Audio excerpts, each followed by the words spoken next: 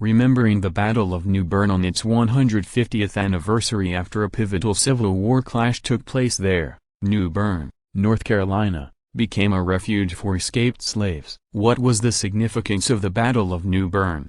Harry Jones. The capture of New Bern was the next big step after Roanoke Island was captured, which is what I would consider the turning point in the Union's attempt to control the North Carolina coast. The New Bern area also allowed for more camps, housing and employment for refugees, also referred to as contrabands and fugitives, with the ultimate objective of the expedition that captured New Bern being the capture of Fort Macon. New Bern provided an outstanding base of operations. Richard Sowers. The Union capture of New Bern was significant because it ensured Union control over the majority of North Carolina's coastal region. Its capture would have been much more important had the Union High Command reinforced General Burnside with enough troops to both capture Wilmington and move inland to destroy vital railroads that brought troops and supplies to Virginia. What are some of the most striking details about the Battle of New Bern?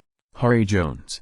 General Burnside's scouts had visited New Bern prior to the battle, and the scouts had provided the Union general with detailed information on the city's defenses, surrounding fortifications and other important military information. Burnside easily won the intelligence battle, which combined with the superior manpower and firepower led to the capture of New Bern. Richard Sowers, a soldier of the 51st New York, was awarded a Congressional Medal of Honor for his heroics during the battle, while the chaplain of the same regiment was killed during the fighting. The Union advance from Slocum's Creek was accompanied by Navy gunboats, which shelled the terrain ahead of the advancing Army column, perhaps one of the first such integrated advances during the war. A few days prior to the battle, Union saboteurs attempted to burn the Trent River Bridge. They were part of Burnside's troops and show how well organized the Coast Division was. What was New Bern like before the battle?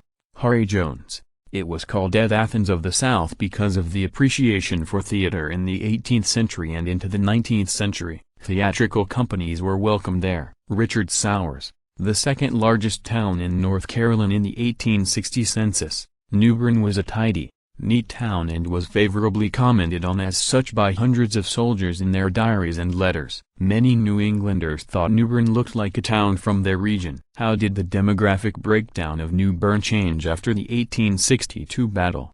Harry Jones. Just over 50% of the New Bern population of approximately 5,400 was African American, with just over 700 of those individuals being free persons of color. According to a census conducted by Vincent Collier, who was appointed as superintendent of the poor by General Burnside in March 1862, there were 10,000 African American refugees in the Department of North Carolina, with 7,500 in New Bern and its surrounding area. This number would continue to increase for the duration of the war. Richard Sowers. Most whites fled the town as the Yankees moved in. Those who remained were loyalists or those who didn't care one way or the other, and only wanted to maintain a living. Soon after the federal occupation, hundreds of contraband slaves began to congregate in the area, changing the demographic composition of New Bern. Why did General Ambrose Burnside make New Bern his base of operations?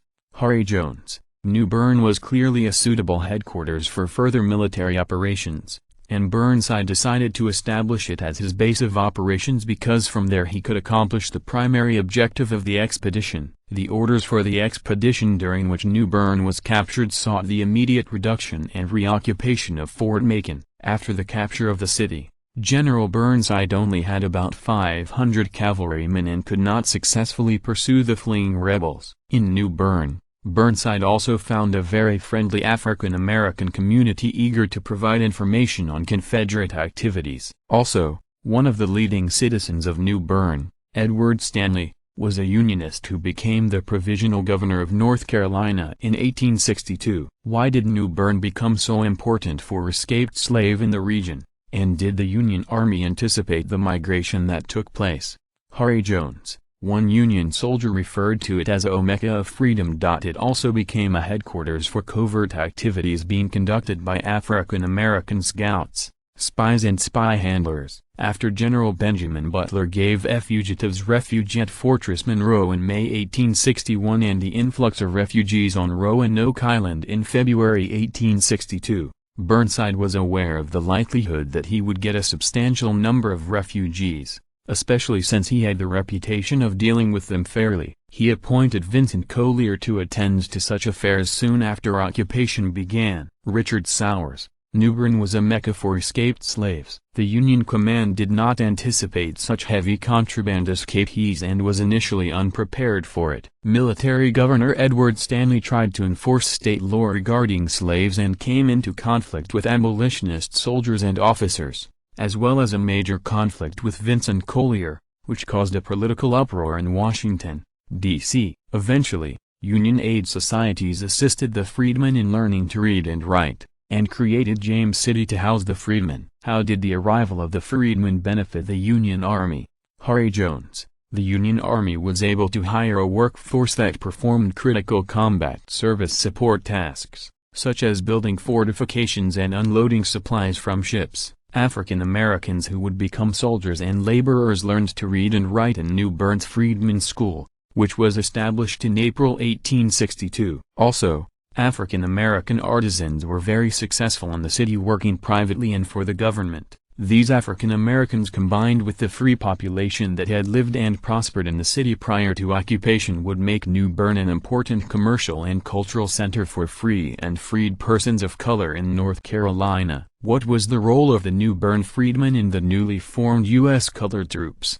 Harry Jones. Thousands of freedmen joined the Union Army and Navy. The 1st North Carolina Colored Infantry, 35th U.S. Colored Infantry, was first organized in the spring of 1862 in New Bern by William H. Singleton, a runaway teenager from Craven County who had initially volunteered to be a manservant for a Confederate captain. However, the regiment was not mustered into federal service until June 1863. Singleton and other U.S. colored soldiers recruited out of New Bern, like Fernie Bryant, were outstanding guides, scouts and spies.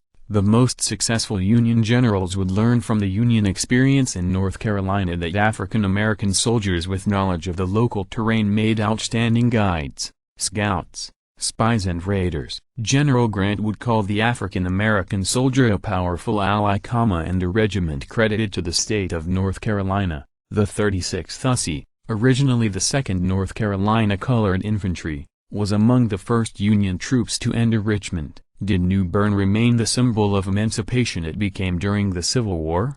Harry Jones. Combined with the Trent River settlement, renamed James City, the New Bern area remained an important symbol of emancipation and a model for rehabilitation and/or assimilation into a free society. Chaplain Horace James, for whom James City is named, assumed responsibility for the freedmen in the area in 1863 and became the superintendent of the Freedmen's Bureau in North Carolina. His experience in New Bern would influence his activities throughout the state. African American artisans and businessmen of New Bern became leading citizens beyond Reconstruction. The African American community in New Bern became very active in self-governance until the rise of the white supremacist movement in the late 19th and early 20th centuries. New Bern and the rest of North Carolina would subsequently fall victim to racial hatred and discrimination. What traces of this legacy remain in New Bern today? Richard Sowers. The recent creation of a small battlefield park helps maintain New Bern's Civil War legacy. After the war, Union veterans erected monuments in the National Cemetery and held reunions in coastal North Carolina. In my estimation, there are more miles of extant Civil War fortifications around New Bern than around most other such towns in the country. After Burnside left with most of the troops, General John G. Foster created a system of fortifications to ensure that New Bern could remain a Union base and repel any Confederate attack. Many of these forts still remain, as does the historic 1860s core of the town. New Bern was one of the most heavily photographed towns of the 1860s, thanks to the photographers who accompanied the Massachusetts militia regiments to New Bern in the fall of 1862.